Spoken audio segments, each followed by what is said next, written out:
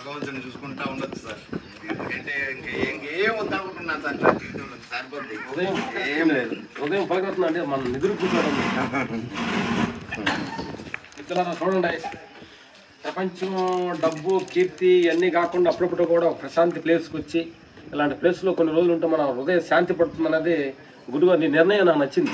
Okay sir. ఎందుకంటే మనిషి ఎప్పుడైతే ఏకడం చెందుతున్నా దాంట్లోనే ఎందుకో చెందుతుందని దాంట్లో నువ్వు ఊగులాడకుండా బయటకు వచ్చేది చూడు. అంటే ఇంతకంటే మన ఇంకా సంపాదించి ఇంకా చేసి కూడా ఏం తీసుకెళ్ళేది లేదు సార్. నాకు చదువు లేదు, ఏమి అక్షర ముక్క లేదు. ఏదో 3వ తరగతి చదువుతా ఉత్తరాలు వెళ్ళిపోయాం. చిన్నప్పటి నుంచి నాన్న వ్యవసాయం ఏమి లేదు. ఉదగిరి పల్లెల్లో మాది రచవారిపల్లె, అక్కడ నేను పుట్టి పెరిగింది. ఎందుకు ఎలా కలెక్ట్ అయిందో ఏమేమో 60 రూపాయలు సార్ ఫస్ట్ నా శాలరీ. నెలకి 60, రోజుకి కాదు. ఇప్పుడు మా మనవడు చాక్లెట్ 60 రూపాయలు తీసుకుని విషయం చెప్తున్నాను సార్. అంచెలుగా ఎక్కడెక్కడో తిప్పాడు, ఎక్కడ శ్రీకాకుళం ఏడాడో వర్కులు చేశాను సార్. చాలా కష్టపడ్డాం. చిన్నప్పటి నుంచి నేనేమి చదువుకొని ఇది చేసింది కాదు. ఇది ఒకరు ఇప్పుడు మీరు మేస్త్రిలా ఉంటారు, మీకు అందిస్తూ లేబర్ పని చేస్తూ అంచెలుగా ఇలా వచ్చింది. అవును సార్, ఐడియా వచ్చింది అంతే. మేమేం చదివి వచ్చింది కాదు ఇది. అప్పుడు ఒక దగ్గర అక్కడ ఇప్పుడు మన ఉత్తరాజి అంతా కాకినాడ, విజయవాడ వాళ్ళంతా ఇదంతా మోటుబుర్లే కదా సార్. అప్పుడు మంది ఏంది నెల్లూరు సైడ్ అంతా ఇది మెట్ట భూమి, మనకి తినడానికి కూడా ఉండేది కదా. అప్పుడు అక్కడికి వెళ్ళామన్నమాట చిన్నప్పుడు. సార్ ఎంత ఫుల్ డెల్టా అంత ఎత్తు ఉన్నప్పుడు వెళ్ళాను. 12 సంవత్సరాలు అప్పుడు 60 రూపాయలు ఫస్ట్ జీతం నెలకి. అక్కడ పని నేర్చుకొని ఇది చేసుకుంటూ అలాగా వచ్చేసి మళ్ళీ కొన్ని రోజు శ్రీకాకుళంలో కొద్దిగా వచ్చేసాం. కాకినాడ మంచి వరకు చేసాం సార్. అలా వచ్చేసి నెల్లూరులో అలా ఉండి బెంగళూరు వెళ్ళి అట్లా బాబు ఒక్కడే సార్ వాడిని సెటిల్ చేసేసి ఆ భగవంతుడి కాడికి రావాలా. నాకు మొత్తం విరామదాస్ స్వామి అని ఒక ఆయన ఉన్నాడు. అప్పుడప్పుడు కొంచెం అది ఇది హెల్ప్ చేసుకుంటూ ఆయన మీద ఉంటుంటాను. నేను ఇక్కడే ఉంటారు. ఆయన ఎక్కడో తిరిగాడంట సార్.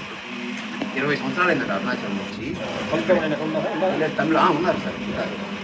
ఎవరితో ఎక్కువ మాట్లాడుతున్నాం. ఉదయం అంతా మౌనంలో ఉంటారు, చాలా రోజు నుంచి అలాగే ఉంటున్నారు. సాయంత్రం కొంచెం మాట్లాడతారు. ఏం లేదు సార్, మామూలుగా ఉంటారు. అయితే ఇంకేమి చెప్పారు అందుకని అక్కడ తిరిగాడు సార్. ఆయన చెప్పారు నాకు అనుకోకుండా అక్కడ సందాసం దగ్గర తెచ్చారన్నమాట. 2 years నుంచి పరిచయం ఆయన. అప్పుడు చెప్పారు ఎందుకో సార్ అలా చూశాను నా సాయి రా అని పిలిచాడు. రామని ఏమన్నా ఇబ్బంది ఏమన్నా ఎంత నా దగ్గర ఏం లేదు చిల్లర దిగిపోతే అని చెప్పి చైకిలే చేశాడు. అప్పటి నుంచి పరిచయం. ఆయన చెప్పాడు సార్ ఎక్కడెక్కడో తిరిగాడంట కానీ ఇట్లాంటి ప్లేస్ దొరకలేదంట ఆయన. ఇది జ్ఞానభూమి, ఇది అంటే మామూలు విషయం కాదు అని చెప్పారు సార్. అట్లా నాకు కూడా అంతకుముందు 2 మాటలు తెచ్చాము.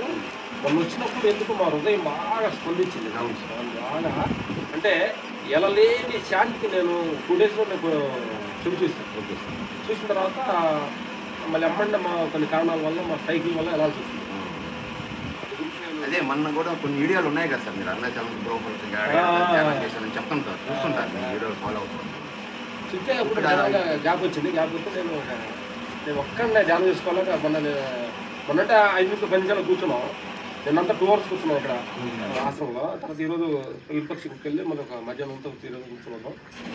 నేను ఫైనల్గా ఇక్కడ ఉంటా, మనసు ఇక్కడే 90% ఇక్కడే ఉండాలని నిర్ణయించుకున్నాను. 100% సార్. అది కొలగద్దు సార్ భగవంతుని. కానీ మనం నాకు ఎలా ఉంటుందంటే సార్, ఏడగడికో రమ్మంటుంటారు మా పేరెంట్స్ ఇది మన మిసెస్ వాళ్ళంతా టూర్లు.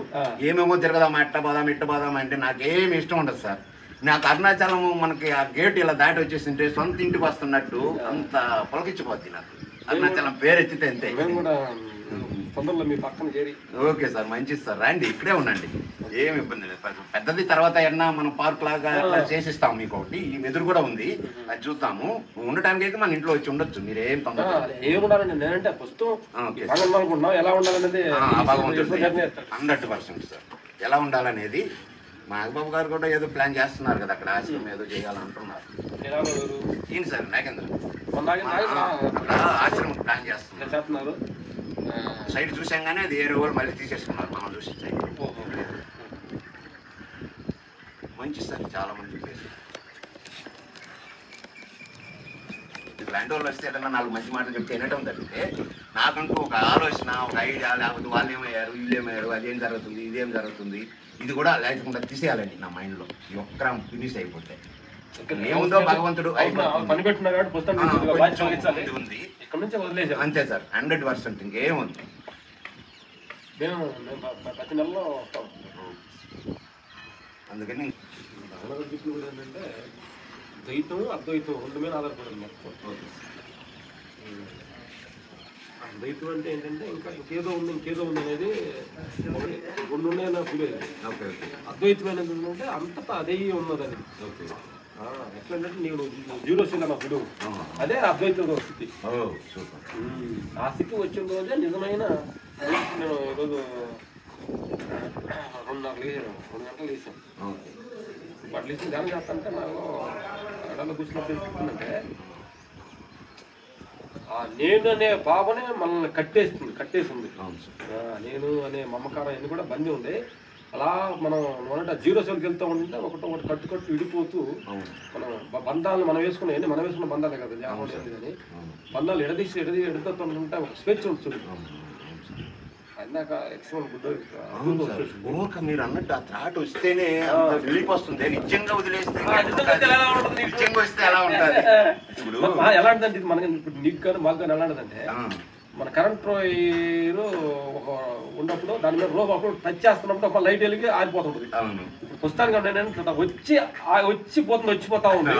రమణ లాంటి మహాపురుషులకి ఏంటంటే వచ్చి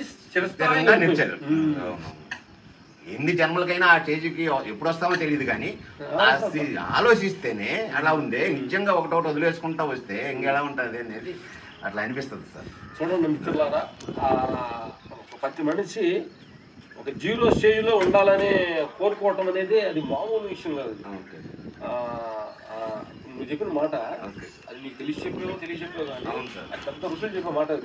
జీరో లెవెల్కి ఉండాలని కానీ అంటే ఏమంటారంటే మనకు ఒక కథ చెప్తారు.